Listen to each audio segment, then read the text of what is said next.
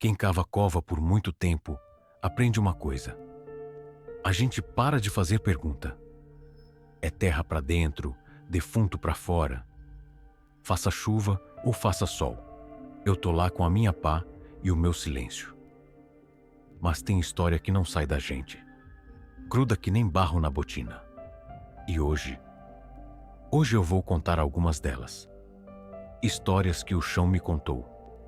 Tudo começou lá, para fins de setembro, numas manhãs de cerração, daquelas que o ar parece pesado. Eu estava trabalhando na parte mais velha do cemitério. As lápides ali são tortas, os nomes estão quase sumindo com o limo. É para esse canto que mandam os esquecidos. Mal sabem eles que, às vezes, os mortos não gostam de ser esquecidos.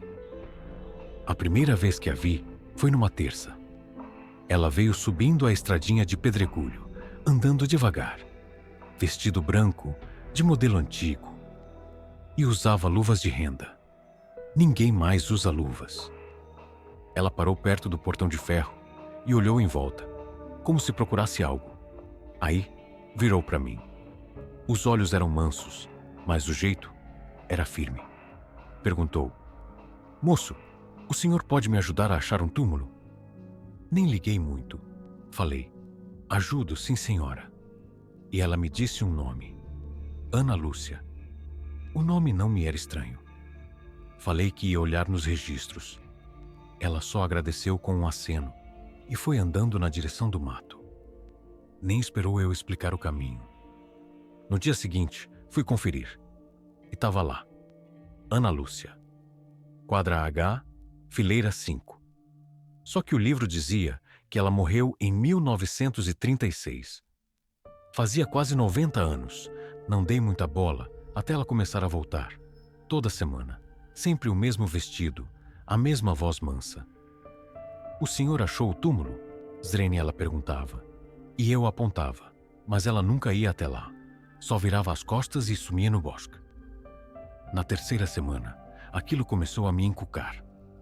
Fui trocar uma ideia com o seu Carlos, o historiador do cemitério.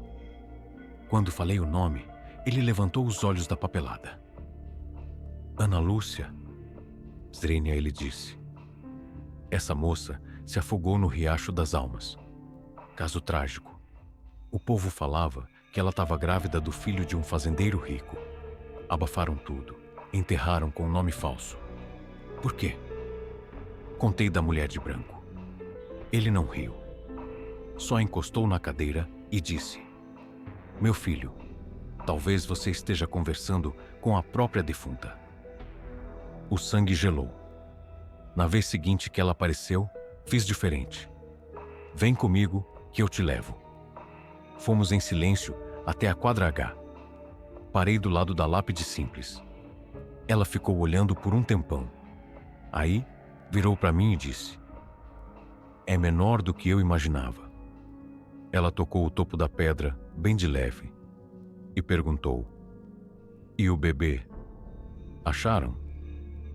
Fiquei sem ar. Disse que não sabia. Ela concordou com a cabeça, se virou e foi embora. Foi a última vez que a vi. Meses se passaram. Um dia, encontrei um pacotinho em cima do túmulo dela. Dentro, tinha um par de sapatinhos de lã amarelado pelo tempo. Quando a gente cava cova, aprende que os vivos esquecem. Mas os mortos... os mortos lembram de tudo. Eu cavo cova faz uns 37 anos. Comecei com 19, lá nos fundos do cemitério da saudade. É um trampo que te ensina a aquietar a mente. Mas teve uma noite, dessa eu lembro como se fosse hoje. Me chamaram para um serviço de última hora. Uma família precisava da cova pronta antes de o sol raiar. Era final de maio, aquele friozinho úmido. Cheguei no breu, só com um lampião balançando. Era na quadra 4B, bem encostado no mato, onde a luz da rua não chega. O chão estava fofo de chuva, bom para cavar. Desci mais ou menos 1 metro e parei para descansar o ombro. Foi quando eu ouvi: Um som abafado, como se alguém tivesse respirando por um pano. Parei duro. Pensei que era o vento, mas não era.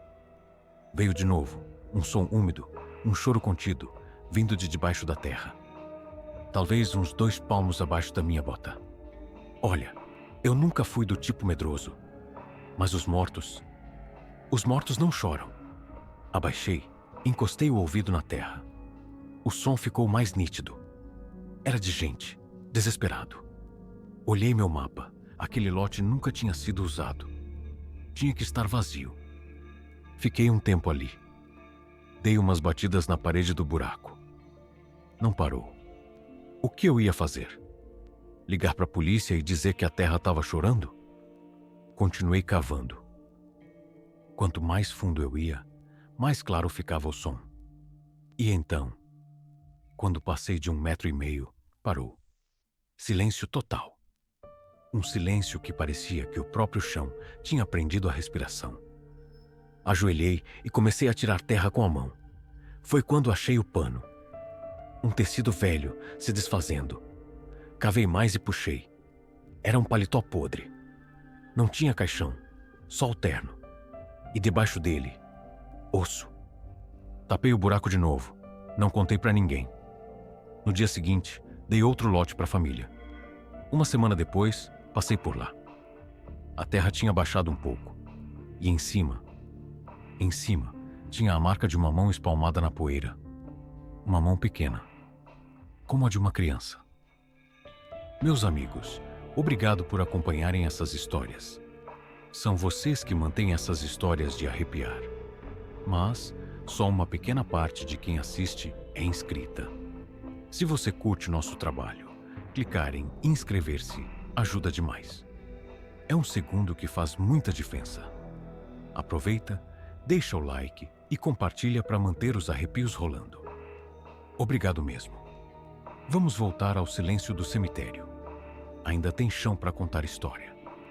Tem uma cova lá na parte norte, a 9C. Pertence a uma mulher, Elisa Marques. Morreu em 78. Acidente de carro. Dizem que o enterro foi esquisito, que o buraco desbarrancou 2 vezes. Por décadas, ninguém visitou. Aí, uns 2 anos atrás, começou a aparecer um homem, tipo caladão, num corcel verde. Vinha todo domingo, limpava a lápide e deixava um ramalhete de lírios. Só que na segunda-feira, cada uma das flores estava morta. E não era murcha de sol. Era preta, retorcida, como se tivesse sido queimada. Comecei a vigiar. Eu via ele chegar com as flores frescas, viçosas. No dia seguinte, estava um lixo. Numa manhã, cheguei bem cedo. Assim que ele foi embora, fui lá ver. O buquê estava perfeito. Cheguei a cheirar. Não tinha perfume nenhum. Como se nunca tivesse sentido vida. Aquilo me encucou. Fiz um teste. Deixei um galho de arruda e um de guiné no túmulo. No dia seguinte, ainda estavam lá, verdinhos. Então fui fazer minhas perguntas pela cidade. Descobri que Elisa não era só uma beata. Era a parteira da cidade. Mas rolava um zum zum zum de que alguns bebês não vingavam e que ela tinha alguma culpa nisso. Diziam que uma coisa ruim a seguiu para casa depois de um parto que deu errado. O homem que a visitava era o filho dela. Na última vez que o vi, ele deixou os lírios, como sempre. Mas dessa vez, ficou parado, encarando a pedra. Eu estava olhando de longe. Ele falou uma coisa bem baixinho, só para a pedra ouvir. A senhora não vai levar mais nada. Ele se virou e foi embora. Nunca mais voltou. No dia seguinte, fui lá. Não tinha flor, só a terra e a pedra. A pedra tinha uma trinca, bem no meio do nome dela. De vez em quando, ainda vejo uma pilha de pétalas mortas lá. Como se o que está embaixo ainda tentasse roubar a beleza do que está em cima. A gente aprende logo que lápide não sai andando. Mas tive que aceitar que aqui as regras são diferentes. Foi em 2011 que notei a lápide de Edgar Lemos, morto em 1910. Era uma pedra simples que apareceu do nada entre dois túmulos de veteranos da Guerra do Paraguai. O esquisito é que ele não estava no mapa do cemitério. E eu conheço aquele mapa como a palma da minha mão. No dia seguinte, quando voltei, a pedra tinha sumido. A grama no lugar nem estava amassada. Pensei que era cansaço. 3 dias depois, vi de novo. Em outra quadra, escondida atrás de um anjo. Mesma pedra, mesmo nome. Fiquei de olho nela por uma semana. Tinha dia que ela ficava parada.